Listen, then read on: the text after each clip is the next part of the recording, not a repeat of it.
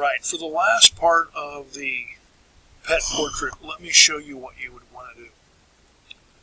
You're going to take your picture, go underneath Filter, and choose Filter Gallery.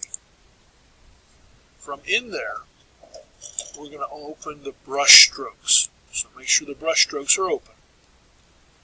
We're going to go to the angled strokes. Move your direction balance down to where it's fairly small, maybe an 11. And your stroke length should be somewhere under 10. I'm going to go with maybe about a 6 here. The sharpness, you can control it a little bit if you want to. I'll move mine to 2. But you're going to have to look and determine what's going to work for you. You'll click it. OK. And as I look at this, I have to say to myself, how does this look? So I'll go to Edit, and I'll step backward. And then I will step forward.